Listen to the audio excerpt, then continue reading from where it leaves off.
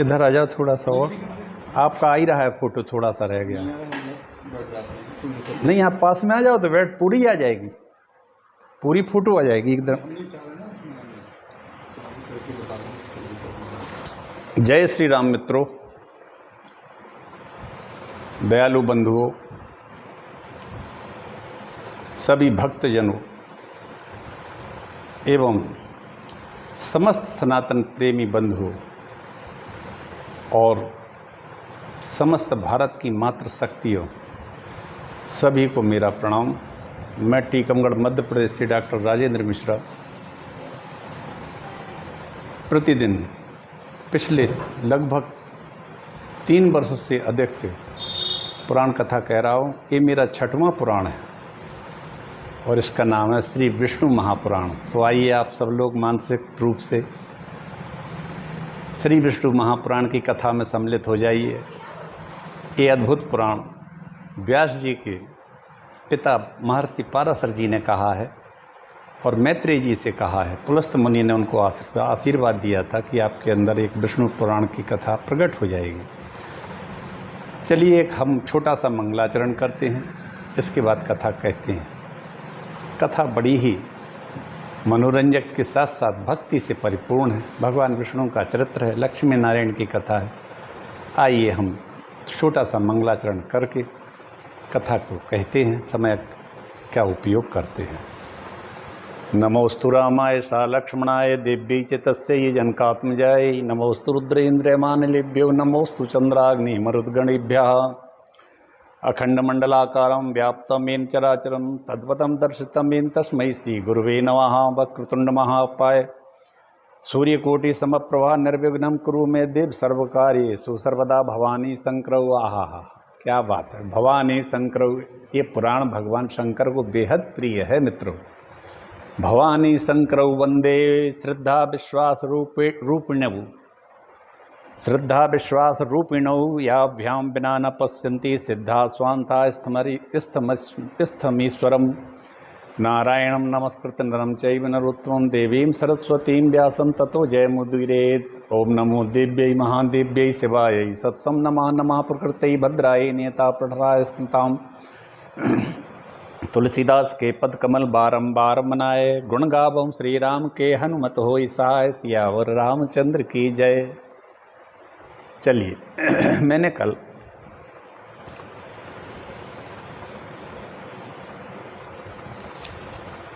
ययाति के वंश का वर्णन किया था और वो पूरा भी हो गया।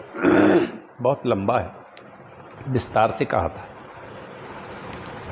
अब इसके बाद पुरु वंश का वर्णन कहते हैं। ये चतुर्थ अंश का 19वां अध्याय है। पाराशर जी बोले मैत्रेय से पुरु का पुत्र जन्मेजय था, जन्मेजय का प्रांचीवान, प्रांचीवान का प्रवीर, प्रवीर का मनस्यु, मनस्यु का अभयपद, अभयपद का सद्यु, सद्यु का बहुगत, बहुगत का संयाति, संयात का अहन संयाति और अहन संयाति का पुत्र रौद्रासु था।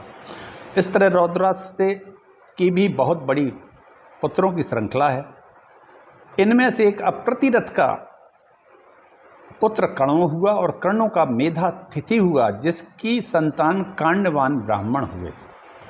अब यहाँ एक बात सोचनी है, ये पुरुवंश, यदुवंश, अयाति वंश चल रहा है, लेकिन इसी में आगे चलकर मेधातिथि नाम के ऋषि हुए, जो ब्राह्मण कर्ण के पुत्र हुए मेधातिथि। मेधातिथि एक महान ऋषि थे और महान ऋषि होने के कारण उन्हें ब्राह्मणत्व को प्राप्त कर लिया था। इसका मतलब ये कहलाता है कि ब्राह्मण जाति के साथ साथ ब्राह्मणत्व जिसमें आ जाए वो भी ब्राह्मण कहलाता था। जैसे विश्वामित्र का हुआ और जैसे महर्षि गर्ग जो थे वो भी क्षत्रिय ही थे। सौभाग्य से मेरा भी गोत्र गर्ग है। तो कहने का आशय ये है कि यदि कर्म अच्छे हों तो वर्ण बदल जाता था। कहने का मतलब तप और त्याग ये ब्राह्मणों के मूल गुण हैं। आचरण में सर्वसे जो श्रेष्ठ है, ये मित्रों एक महाभारत में एक कथा आती है। जब यक्ष कहता है ब्राह्मण को सर्वश्रेष्ठ क्यों कहते हैं, तो युधिष्ठिर बोले इसलिए कहते हैं क्योंकि ब्राह्मण आचरण में सबसे श्रेष्ठ होता है, इसलिए उसको सर्वश्रेष्ठ कहा जाता है। यक्ष प्रसन्न हो जाते हैं। वास्तव लेकिन मित्रों, आज हमें बड़ा अफसोस और दुख होता है जब हमारी इस ब्राह्मण जाति में निम्न स्तरीय कार्य करने वाले लोग हो जाते हैं और जो ब्राह्मण हैं वो अहंकारी भी हो जाते हैं, इसलिए उनका पतन भी हो जाता है। और ब्राह्मणत्व को प्राप्त करने वाले आजकल बहुत छद्म लोग हो गए हैं।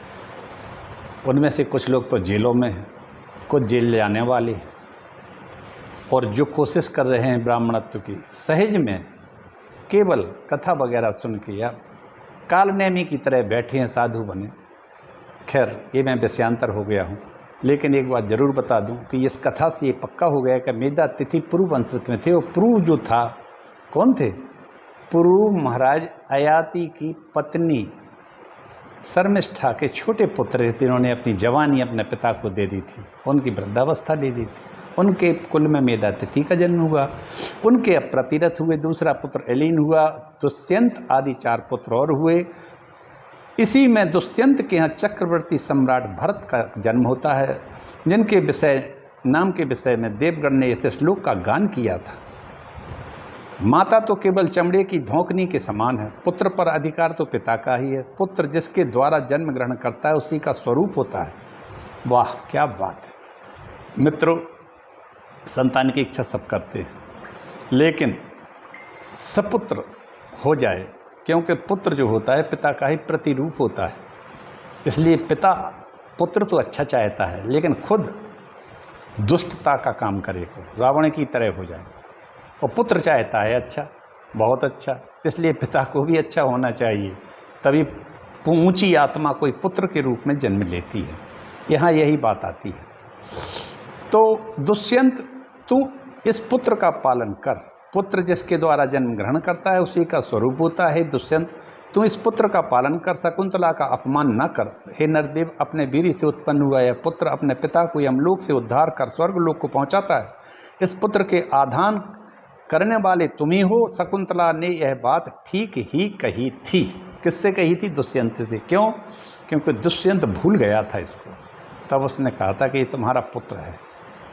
और ये कहा, ये 12वें और 13वें श्लोक है पुरुवंश का। मित्रों, इसको सभी को समझना चाहिए, इसका ध्यान रखना चाहिए, क्योंकि ये पुराण हमें केवल कथा के लिए नहीं है, ये हमारे जीवन के लिए एक दिशा, एक मार्ग, एक निर्देश देते हैं।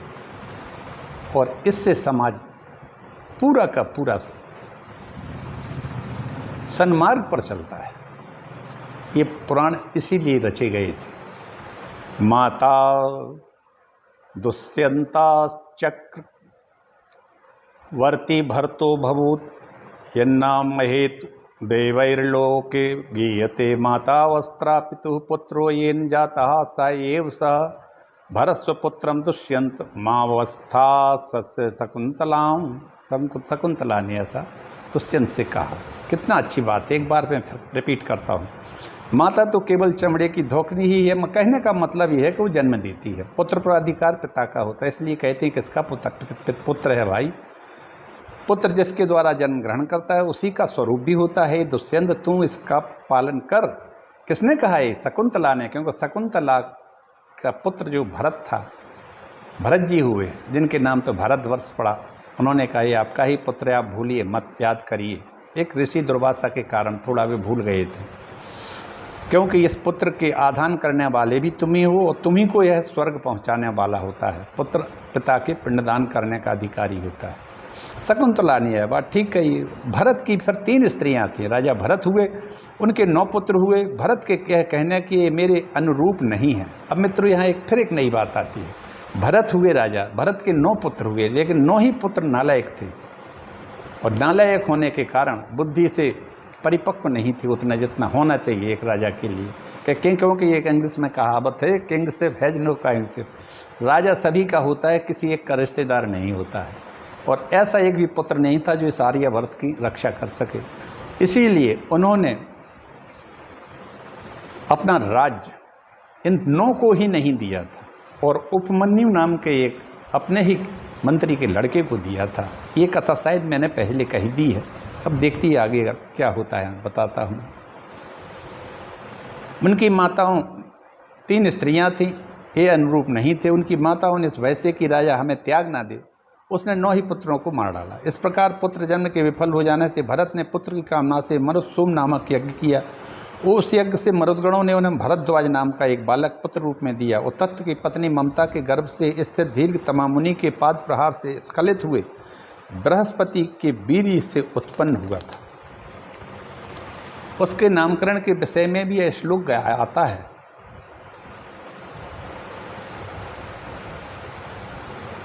मूढ़े भरद्वाजम बृहस्पति या तो यदिक्त्वा पितरौ भरद्वाज अस्तत्वम।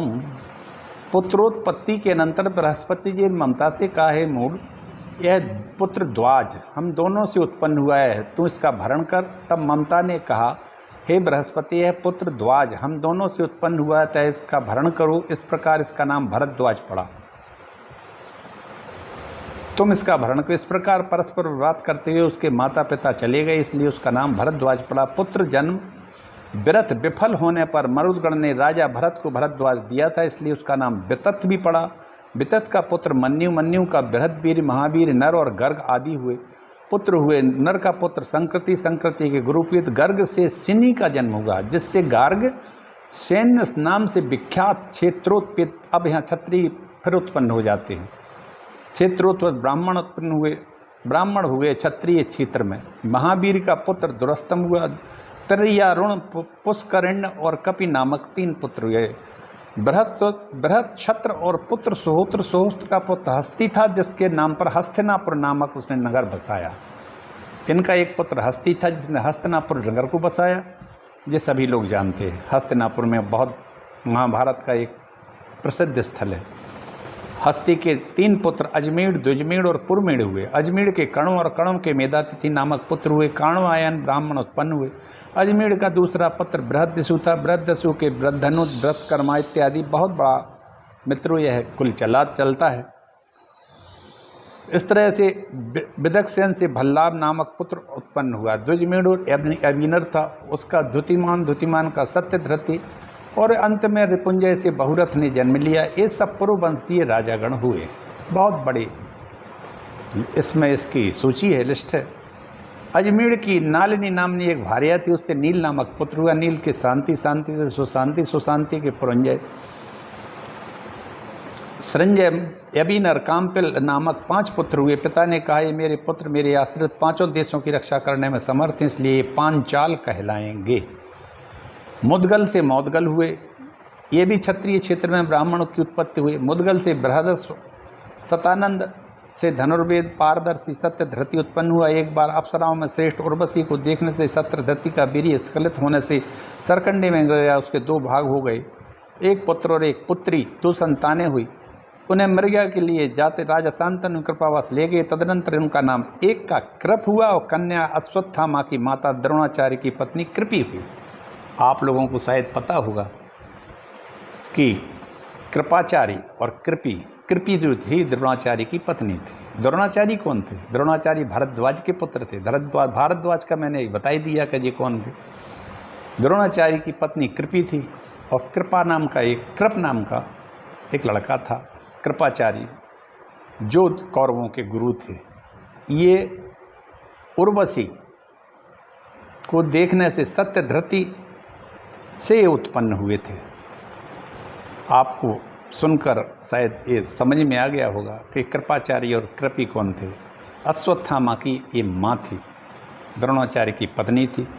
इसके बाद देवोदास का पुत्र मित्रायु हुआ। मित्रायु का हुआ चिवन, चिवन का सुदास, सुदास का सौदास, धृष्टधुम्न आगे चल के हुआ। फिर धृष्टकेतु हुआ।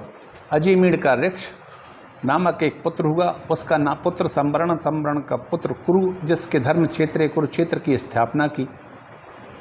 कुरु हुआ संवरण का पुत्र। कुरु के सुधनु, उनके जन्नु परीक्षित, सुधनु का पुत्र सुहोत्र, सुहोत्र का च्यवन, च्यवन का कृतक, बृहद्रथ, व्यग्र, कुशाम्बु, कुचेल, मात्स आदि 7 पुत्र थे। इनमें से बृहद्रथ कुशाग्र, कुशाग्र के वृषभ, वृषभ के पुष्पवान। बृहद्रथ के 2 खंडों में विभक्त एक पुत्र हुआ था, जो जरा के द्वारा जोड़ा जाने पर जरासंध नाम पड़ा उसका। जरासंध एक बड़ा भाई प्रतापी राजा हुआ। ये बृहद्रथ का पुत्र था और ये पुरुवंश से ही था मित्रों। ये सहदेव उससे सहदेव का जन्म हुआ। जरासंध के पुत्र का नाम था सहदेव, जो कृष्ण भगवान ने इसको मारकर सहदेव को ही राजा बनाया था। कहाँ का? पटना का, पटला पाटली पुत्र का था ये। जन्म हुआ सहदेव से सोमप, सोमप से श्रुतसर्वा। उसकी उत्पत्ति इस प्रकार मैंने तुमसे है मागध भूपालों का वर्णन कर दिया। मित्रों, इसी के साथ मैं अपनी वाणी को विराम देता हूँ। आज कुछ अल्प समय में ही मैंने कहने की कोशिश की। अब कल मैं कुरुवंश का वर्णन करूँगा। पुरुवंश तो हो गया पूरा। आप सबका कल्याण हो। ये चतुर्थ अंश चल रहा है श्री विष्णु महापुराण का, और कुरुवंश का वर्णन कल करूँगा। 20वां अध्याय शुरू हो जाएगा। तब तक के लिए मुझे आज्ञा दीजिए। सबको प्रणाम। हर हर महादेव। जय महाकाल। बोलो लक्ष्मी नारायण भगवान की जय। सबका कल्याण हो। जय श्री राम।